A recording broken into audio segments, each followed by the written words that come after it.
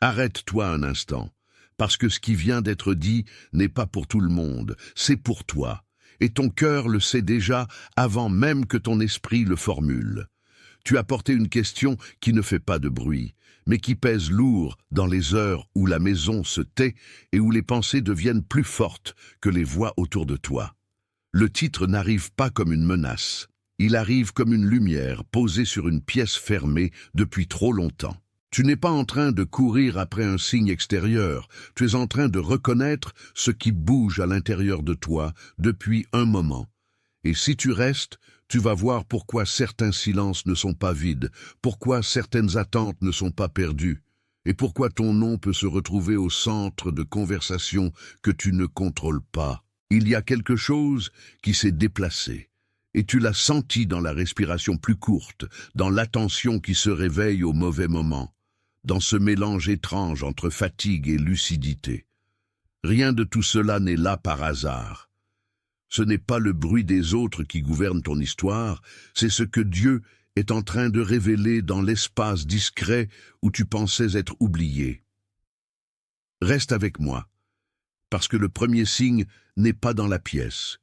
Il est déjà passé à travers ton corps. Et ce passage n'est pas petit. Tu connais cette sensation quand tu prends ton téléphone sans même savoir ce que tu cherches, quand l'écran s'allume dans la cuisine, encore silencieuse, quand la lumière froide du matin tombe sur la table et que ton esprit cherche une explication qui ne vient pas. Tu regardes autour de toi et tout semble normal, mais quelque chose en toi ne marche plus au même rythme que le reste de la maison. Tes épaules restent tendues plus longtemps que d'habitude, ta poitrine garde une attente muette, et tes mains se déplacent comme si elles essayaient de décoder un message invisible. Tu continues à faire ce qu'il faut faire, mais tu n'es plus entièrement dans l'ancien cadre.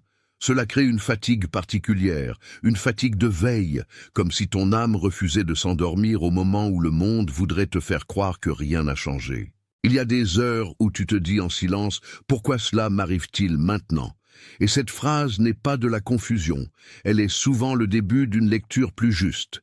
Quand l'intérieur se réveille avant l'extérieur,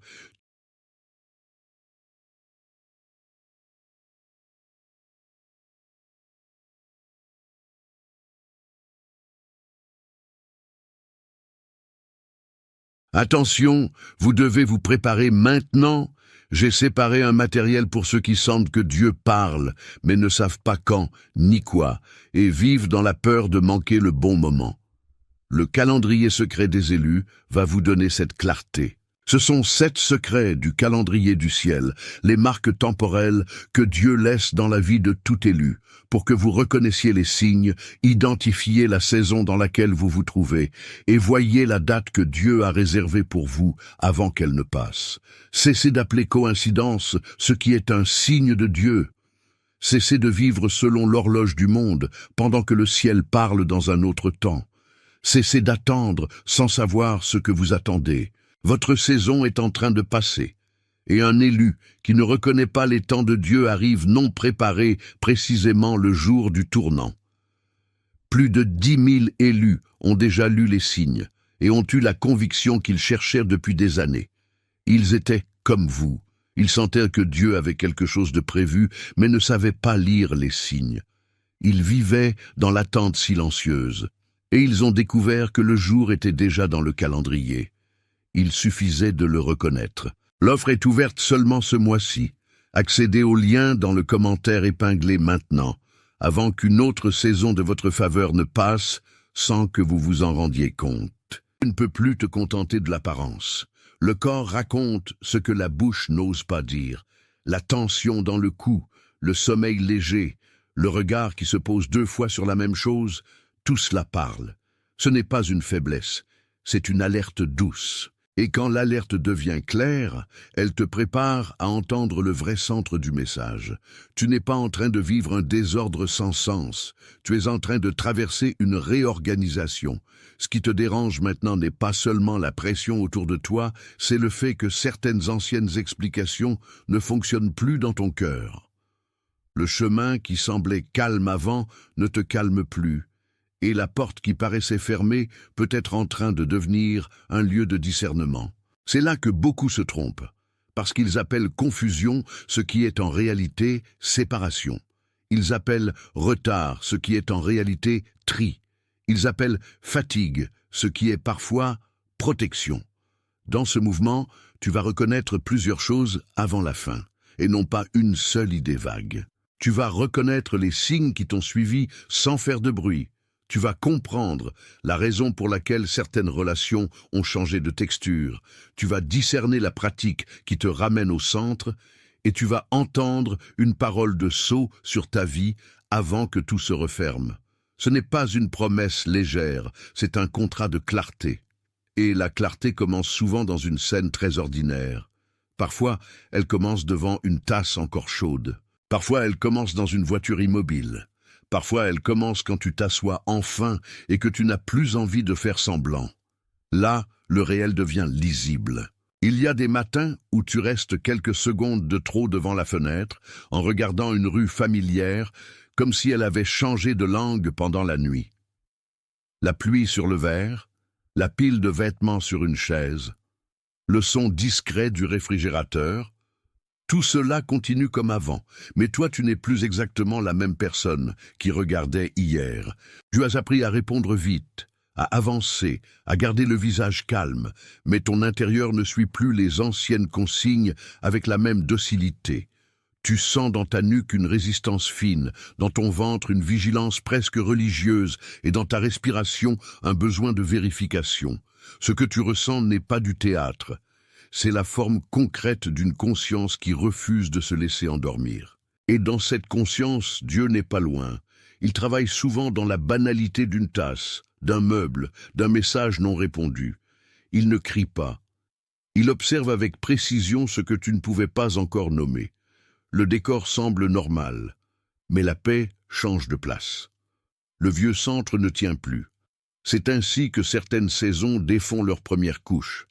Ce qui semblait stable se révèle seulement familier. Et ce qui était discret commence à parler avec plus d'autorité que le bruit autour de toi. Quand cela arrive, tu ne dois pas mépriser le calme. Tu as peut-être cru pendant un temps que ta sensibilité était un excès, une manière de trop sentir ce que les autres laissent passer. Mais cette sensibilité n'est pas un défaut quand elle t'empêche d'appeler paix ce qui n'en est pas. Elle devient discernement en formation et c'est une responsabilité plus qu'un privilège. Tu ressens avant de savoir expliquer. Tu pressens avant de pouvoir défendre et cela t'a parfois mis à part dans des pièces où tout le monde semblait à l'aise. Pourtant, cette différence n'est pas là pour te rendre supérieur. Elle est là pour te rendre attentif. Tu as déjà entendu ce murmure intérieur « Je ne peux plus faire comme si tout était normal ». Cette phrase n'est pas un drame, c'est une frontière. Tu la portes peut-être en allant au travail, en répondant à un message, en entrant dans une conversation qui te demande plus que ce qu'elle te rend. Ton corps sait quand il se contracte à cause d'une vérité non dite. Tes yeux savent quand une pièce ne nourrit plus la même paix. Ce n'est pas de la suspicion, c'est de la lucidité. Et la lucidité te protège du besoin de plaire à tout prix. Elle te rend capable de voir que certaines attentes autour de toi ne sont pas des portes, seulement des habitudes. Ce que tu appelles parfois sensibilité est peut-être déjà la forme concrète de ton appel à rester vrai. Et rester vrai demande une force tranquille.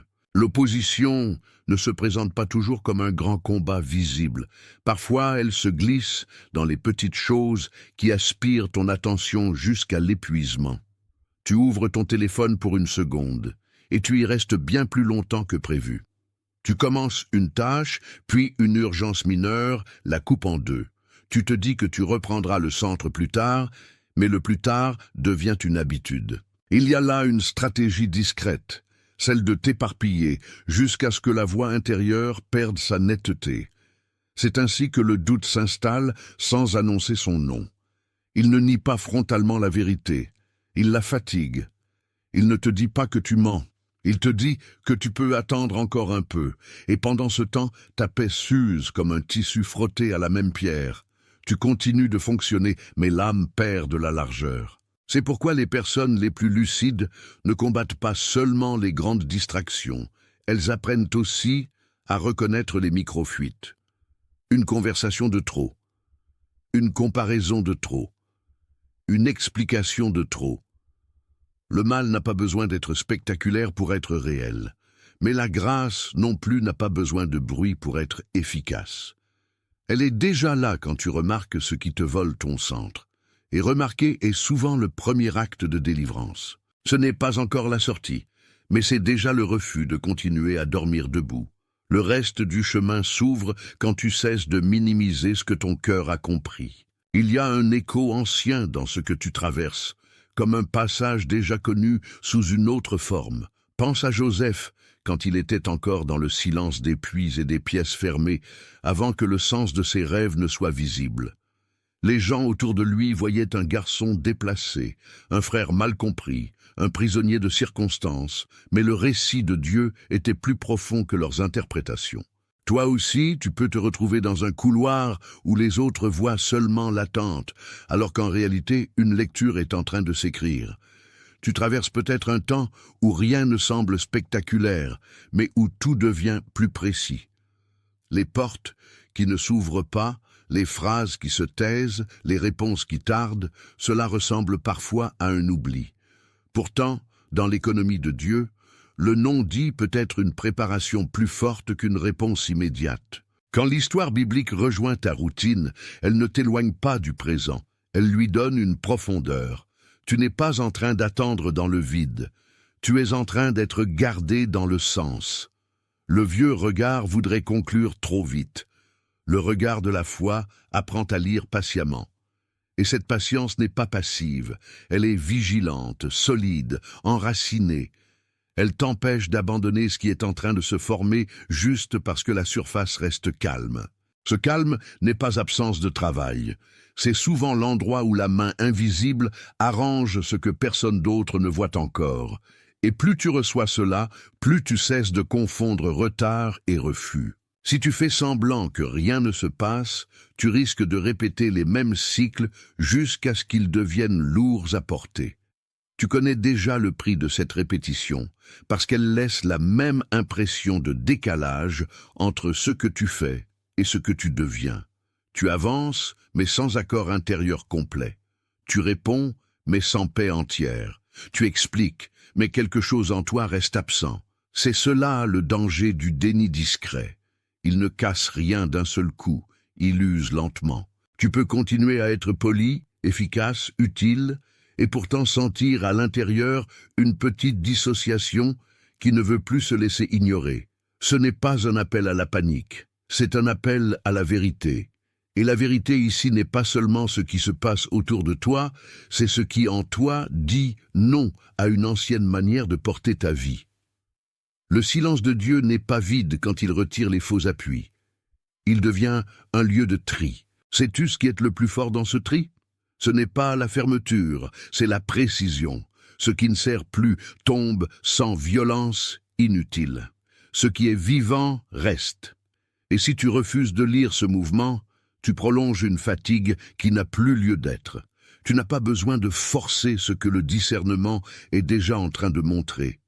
Il suffit de ne pas détourner les yeux. Le moment de regarder en face arrive toujours avant le moment de traverser. Si une de ces choses a touché quelque chose de vrai en toi, si ton souffle s'est ralenti à un moment, si tes épaules ont compris avant ta tête, écris 888 dans les commentaires. Ce n'est pas un code magique, c'est un signe simple d'accord, une manière de dire que tu as reconnu le passage de l'abondance tranquille. Quand tu écris 888, tu ne cherches pas à fabriquer le sens, tu reconnais que le sens t'a déjà trouvé. Reviens ensuite vers moi avec la même attention, parce que ce n'est que le début de la lecture. Le chiffre écrit devient un petit témoin de ce que ton intérieur a su avant toi. Et ce témoin est utile, parce qu'il t'empêche de banaliser la visitation du calme. Il y a des confirmations qui ne tonnent pas, elles murmurent, elles ne s'imposent pas, elles s'installent. Tu les reconnais à la manière dont elles enlèvent de la peur sans enlever de sérieux. C'est cela qui est en train de se passer ici. Les signes ne te demandent pas de courir, ils te demandent de revenir. Reviens avec ce que tu as compris, même si c'est encore incomplet. Reviens avec le poids allégé d'un oui discret. Parce qu'après cela, nous devons entrer dans la racine qui tient encore la porte entr'ouverte. Et cette racine n'est pas où beaucoup pensent qu'elle est. Elle touche à l'endroit où tu apprends à faire confiance. Le vrai conflit ne se limite pas à ce qui t'entoure. Il touche la manière dont tu te tiens devant ce qui t'appelle. Tu peux sentir la pression dans les circonstances, mais la pression la plus profonde vient souvent de la lutte entre l'élan intérieur et la peur de perdre ce qui t'est familier. C'est là que la question du contrôle apparaît. Tu voudrais comprendre avant d'obéir. Tu voudrais voir avant de répondre. Tu voudrais que tout soit clair, stable et validé avant de te déplacer. Mais la vie spirituelle ne fonctionne pas toujours comme une pièce bien éclairée. Parfois, elle commence dans une semi-obscurité où la prochaine étape se reçoit avant d'être expliquée.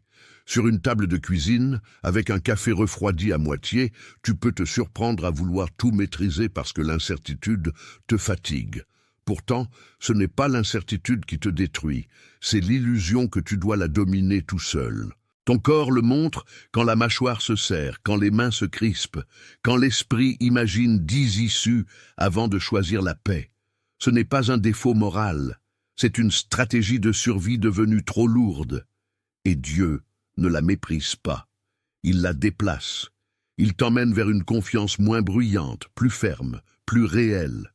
Ce qui est en train de changer en toi n'est pas seulement l'environnement, c'est le centre de décision.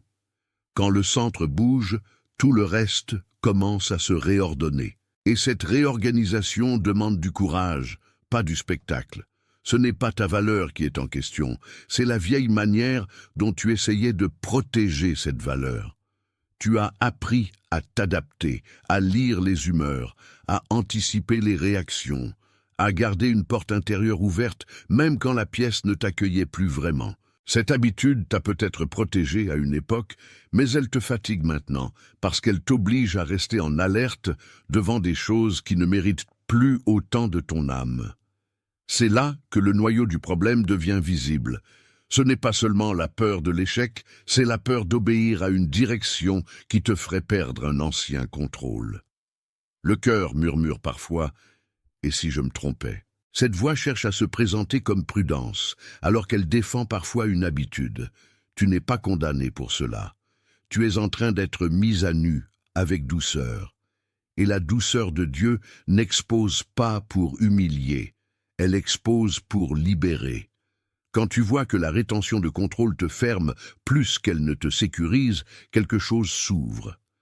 Tu comprends alors que rester coincé n'était pas une preuve de sagesse, mais souvent une forme de peur déguisée. La vraie sagesse n'est pas de tout tenir, elle est de tenir ce qui doit l'être et de relâcher le reste.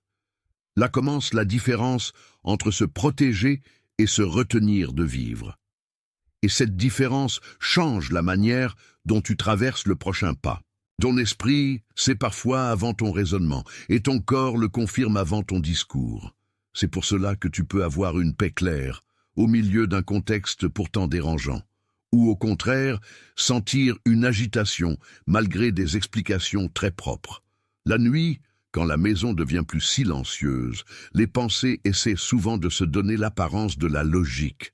Elles dressent des scénarios, elles additionnent les pertes possibles, elles se déguisent en bon sens. Mais ton corps, lui, ne ment pas aussi facilement. La respiration courte, les réveils fréquents, la fatigue qui ne s'explique pas seulement par le travail, tout cela demande d'être lu avec sobriété.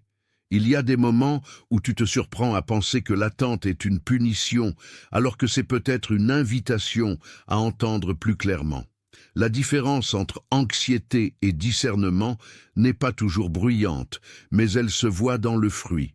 L'une serre, l'autre éclaire. L'une t'enferme dans une boucle, l'autre t'ouvre une direction. Ce que tu ressens n'a pas besoin d'être dramatisé pour être réel, et ce qui t'appelle n'a pas besoin d'être anxieux pour être urgent. Quand le cœur devient trop rapide, arrête-toi. Quand la paix devient nette, écoute. Le courage ici n'est pas d'ignorer les sensations, mais de les traduire avec justesse. Et cette justesse t'empêche de baptiser peur, ce qui est en train de te protéger d'un mauvais pas. Le mouvement suivant commence là où la confusion perd sa voix. Il y a des environnements qui ne savent plus accueillir ta clarté naissante. Pas parce qu'ils sont tous hostiles, mais parce qu'ils sont construits pour un toit plus ancien, plus disponible, plus facile à détourner. Certaines conversations te laissent plus vide qu'avant. Certains échanges te donnent le sentiment de te rétrécir. Certains lieux semblent t'étirer ta patience jusqu'à l'usure. Tu le remarques peut-être au retour à la maison, quand tu fermes la porte et que tu ressens enfin la différence entre la pression extérieure et le relâchement intérieur. Là, dans ce contraste, tu commences à discerner ce qui nourrit et ce qui draine. Il ne s'agit pas de soupçonner tout le monde, il s'agit de mesurer le fruit de ce qui t'entoure. Tu peux être poli sans te livrer. Tu peux être présent sans te dissoudre. Et cette nuance est importante, parce que tout ce qui te parle fort n'a pas le droit de te gouverner. Le vieux réflexe voudrait rester disponible à tout, pour ne froisser personne. Mais la maturité spirituelle apprend à protéger l'espace où la vérité respire. Quand une pièce te vole trop de paix, ce n'est pas toujours un appel à la rupture, mais c'est presque toujours un appel à la lucidité. Tu n'as pas besoin d'accuser, tu as besoin de voir. Et voir, ici, c'est déjà une forme de sortie. Cela te prépare à une décision qui ne naît pas de la colère, mais du respect pour ce que Dieu est en train de rendre plus clair. L'opposition a souvent la patience de l'usure, pas celle de la vérité. Elle te fatigue en te donnant 1000 petites choses à gérer pour que tu ne t'asseyes jamais assez longtemps avec ce qui compte vraiment. Une notification, une demande, une inquiétude, un souvenir, et soudain, la journée s'éparpille. Tu crois avancer, mais tu es seulement déplacé. Tu crois décider, mais tu réagis. C'est pourquoi certains jours te laissent un goût de vide même quand ils ont été remplis de choses. Le trop-plein peut être une façon de cacher l'essentiel. L'urgence peut être un bruit de couverture, et derrière ce bruit, il y a parfois une voix qui veut garder ton obéissance loin de la simplicité. Elle te dit que plus tard sera plus sûr. Elle te dit que tu dois encore attendre une preuve supplémentaire. Elle te dit que le flou est un lieu de prudence. Mais ce n'est pas toujours vrai. Parfois le flou est seulement l'écran derrière lequel l'ancienne peur continue d'exister. Quand tu commences à le reconnaître, tu vois que l'ennemi n'a pas toujours besoin d'une grande attaque. Il lui suffit de te faire oublier ce qui est déjà clair. C'est pourquoi le discernement n'est pas une émotion, c'est une discipline douce. Tu choisis de revenir à ce qui a été confirmé. Tu choisis de ne pas nourrir ce qui t'éloigne. Tu choisis de ne plus appeler poids, ce qui n'est qu'un piège de dispersion. Et dans ce choix discret, la porte intérieure commence à changer de forme. Ce que tu croyais fermé se révèle mal nommé. Tu arrives ici à un seuil. Et le seuil n'est pas seulement une image, c'est une sensation réelle dans la poitrine, quand l'âme comprend qu'elle ne peut plus négocier avec ce qu'elle a déjà vu. Le moment vient où tu cesses de demander à la peur l'autorisation de suivre la vérité. Il y a des décisions qui ne demandent pas plus d'informations, elles demandent plus de fidélité. Tu as assez tourné autour de la même impression pour savoir qu'elle ne s'éteindra pas en étant ignorée. La main sur la poignée, le regard sur l'écran, le silence dans le couloir, tout cela devient le lieu d'un oui plus solide. Tu n'es pas obligé d'expliquer chaque mouvement à l'ancienne version de toi-même. Tu n'es pas obligé de justifier la paix à ceux qui ne vivent pas dans ton cœur. À ce point du chemin, le coup de rester flou devient plus grand que le coup de répondre, et cela change la manière dont tu respires. Tu n'éprouves pas un triomphe bruyant, tu éprouves une rectification. Le corps se redresse un peu, les pensées cessent d'insister aussi fort. La nuit conserve sa profondeur, mais elle ne te domine plus de la même façon. Ce seuil est important parce qu'il prépare l'image qui va maintenant porter le reste du message. Et cette image n'en portera qu'une seule, sans mélange ni distraction. Elle dira exactement ce qui s'est passé dans ton histoire intérieure. Imagine une serrure ancienne qui tient encore la porte, non pas parce qu'elle est forte, mais parce qu'elle a été laissée dans le même état pendant longtemps. Imagine une clé qui tourne d'abord sans bruit, comme si rien ne se produisait, puis qui commence à trouver la résistance exacte, la petite partie qui cède enfin sans être forcée. C'est cela, la période où tu es entré. Quelque chose en toi était resté verrouillé par habitude, par prudence, par mémoire, et non parce que la porte devait rester fermée pour toujours. Tu as peut-être cru que cette fermeture disait le dernier mot, alors qu'elle disait seulement qu'il fallait la bonne main au bon moment. Quand tu regardes cette serrure sur une porte de chambre, d'atelier ou de bureau, tu comprends qu'il y a des fermetures qui protègent et d'autres qui fatiguent. Tu comprends aussi que le même geste peut être perçu différemment selon la saison. La clé n'attaque pas la porte, elle la rencontre, elle ne force pas, elle reconnaît. Et ton âme aussi est en train d'apprendre cette manière de rencontrer ce qui l'attend. Les tensions que tu ressens autour de l'ouverture, les petites secousses, les hésitations, tout cela fait partie du mouvement de la serrure quand elle ne veut plus rester où elle était. Tu n'as pas besoin de casser ce processus. Tu as besoin de l'accompagner avec une présence calme. La serrure parle de ce qui était protégé, de ce qui était contenu, de ce qui était caché pour être gardé. Et elle commence à révéler que le temps de l'immobilité n'était pas un oubli, mais une préparation. La main qui tourne la clé a d'abord connu le poids du métal froid, puis la résistance, puis ce point précis où la pression devient ouverture. Tu connais cette sensation dans le corps, quand une vérité longtemps tenue finit par céder sans se briser. Les épaules se détendent d'un coup, la respiration change et tu sens presque une chaleur monter derrière les yeux. Ce n'est pas de la sentimentalité, c'est le signe d'un verrou intérieur qui ne peut plus maintenir la même tension. Tu vois alors que ce qui te retenait n'était pas forcément une force extérieure massive.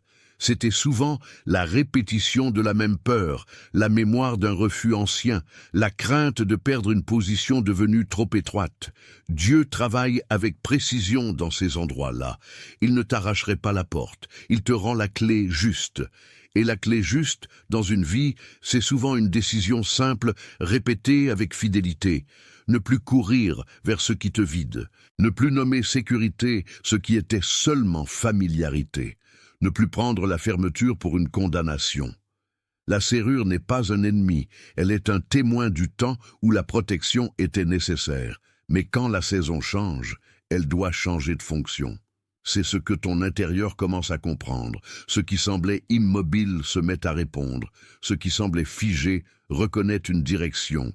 Et le mouvement ne fait pas de bruit spectaculaire, mais il change tout. Tu es au bord d'une permission plus grande que ta peur. L'opposition autour de cette serrure n'avait pas le visage d'un monstre, elle avait souvent celui d'une habitude bien installée. Elle te disait que l'immobilité était plus sûre que la vérité, que le verrou était plus raisonnable que l'ouverture, que rester là te coûtait moins que d'avancer. Mais tu sais maintenant que rester sans lire la saison peut coûter plus cher que bouger avec prudence. Les doigts qui hésitent devant la clé connaissent ce combat. La tête imagine ce qui pourrait mal tourner. Le cœur, lui, sait qu'il étouffe s'il reste toujours au même endroit. C'est pourquoi certaines nuits deviennent longues, non pour te punir, mais pour te montrer ce qui ne peut plus durer. Tu peux appeler cela lassitude si tu veux, mais c'est plus profond.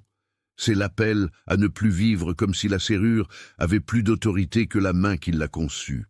Quand Dieu ouvre, il ne te perd pas. Quand il garde fermé, il ne t'abandonne pas. La différence est subtile et essentielle. L'ancien regard voit seulement l'arrêt. Le regard renouvelé voit le discernement.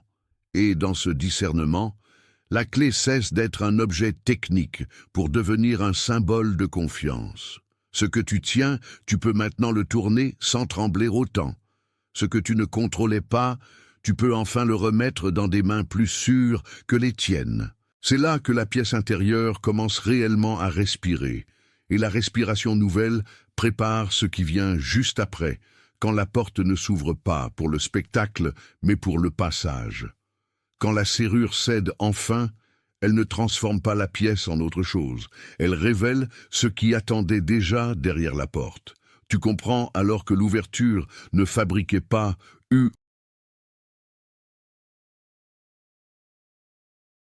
Attention, vous devez vous préparer maintenant. J'ai séparé un matériel pour ceux qui sentent que Dieu parle, mais ne savent pas quand ni quoi, et vivent dans la peur de manquer le bon moment. Le calendrier secret des élus va vous donner cette clarté. Ce sont 7 secrets du calendrier du ciel, les marques temporelles que Dieu laisse dans la vie de tout élu, pour que vous reconnaissiez les signes, identifiez la saison dans laquelle vous vous trouvez, et voyez la date que Dieu a réservée pour vous avant qu'elle ne passe. Cessez d'appeler coïncidence ce qui est un signe de Dieu. Cessez de vivre selon l'horloge du monde, pendant que le ciel parle dans un autre temps. Cessez d'attendre sans savoir ce que vous attendez. Votre saison est en train de passer, et un élu qui ne reconnaît pas les temps de Dieu arrive non préparé précisément le jour du tournant. Plus de 10 000 élus ont déjà lu les signes et ont eu la conviction qu'ils cherchaient depuis des années. Ils étaient comme vous. Ils sentaient que Dieu avait quelque chose de prévu, mais ne savaient pas lire les signes. Ils vivaient dans l'attente silencieuse, et ils ont découvert que le jour était déjà dans le calendrier. Il suffisait de le reconnaître. L'offre est ouverte seulement ce mois-ci. Accédez au lien dans le commentaire épinglé maintenant, avant qu'une autre saison de votre faveur ne passe sans que vous vous en rendiez compte.